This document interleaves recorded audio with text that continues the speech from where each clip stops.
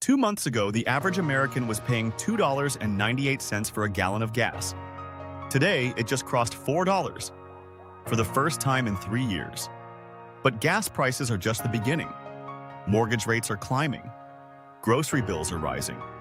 Your online orders are getting more expensive.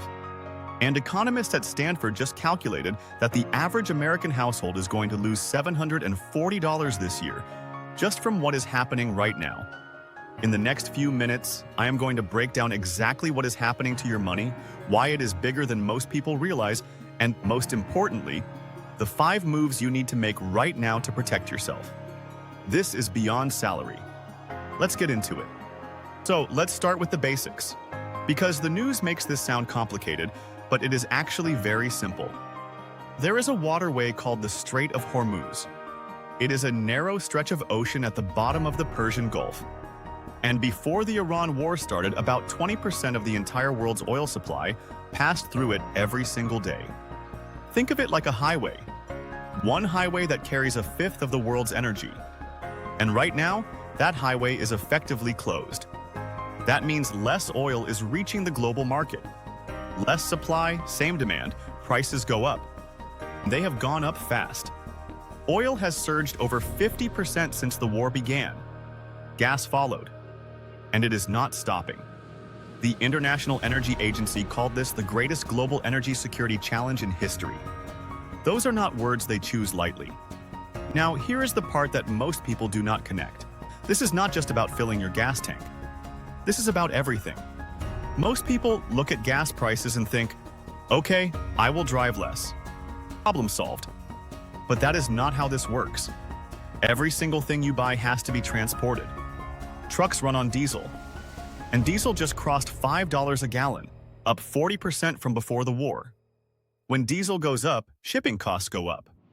When shipping goes up, the price of everything goes up. Amazon already announced a 3.5% fuel surcharge on third-party sellers starting April 17th. That gets passed directly to you. USPS is adding an 8% surcharge to its services. FedEx and UPS have followed. Every package you receive, more expensive. And then there is your mortgage. Before the war, the 30-year fixed rate had briefly dipped below 6%. Today, it is sitting at 6.46%. If you were planning to buy a home this year, that difference on a $400,000 mortgage is roughly $200 more every single month. Airline tickets are up 24% from last year. The Federal Reserve has signaled it will not cut interest rates, possibly for all of 2026. And groceries. Oil is used to run farm equipment, to make fertilizer, to transport food. The impact is really widespread. It affects everything from mortgage rates to travel to grocery prices and on down the line. This is what I mean when I say this is bigger than most people realize. It is not a gas price story. It is an everything story. Now, let me give you the number that stopped me when I first saw it. Economists at Stanford's Institute for Economic Policy Research calculated that the average American household will spend an extra $740 on gas alone this year because of the oil price surge. $740. That is a car payment. That is 2 months of groceries for some families. That is a flight home for the holidays. And here's what makes it worse. You know that tax refund you were counting on? The average boost from the tax law changes this year is about $360 per household. The gas price surge is costing you more than double your tax refund. The government gives with one hand, and the war takes twice as much with the other. Now add rising mortgage rates, higher grocery bills, and pricier packages. And the actual number hitting your household is likely well above $740. So what do you actually do about it? That is what the rest of this video is for. Here are the 5 moves that actually make sense right now. Not panic moves. Smart moves. Move number 1. Do not sell your investments. I know the markets have been volatile. I know it is uncomfortable to watch your portfolio drop. But here is the truth. Wars end. The Strait of Hormuz will reopen. When it does, oil prices will fall, inflation will cool, and markets will recover. Selling now locks in your losses permanently. The people who panic sell during a crisis are the same people who miss the recovery. Stay invested. Move number 2. If you are buying a home this year, decide now. Mortgage rates are climbing and waiting is probably not your friend right now. Get your pre-approval in place and understand your numbers. If you are not ready, do not force it, but at least know exactly where you stand so you can move quickly when you are ready. Move number 3. Audit your discretionary spending for the next 90 days.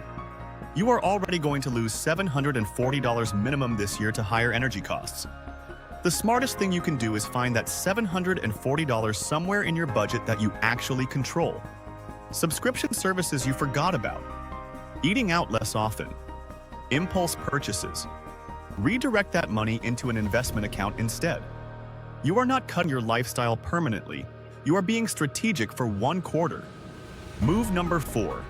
Look at inflation-protected assets. When inflation spikes, cash loses purchasing power fast.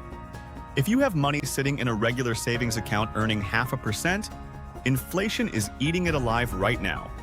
Look at I-bonds from the US Treasury. They adjust with inflation automatically. Look at TIPS, which stands for Treasury Inflation Protected Securities.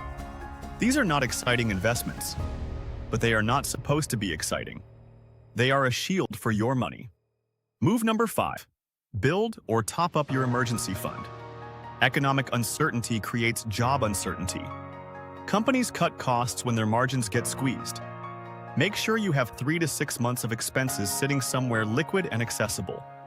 This is not pessimism.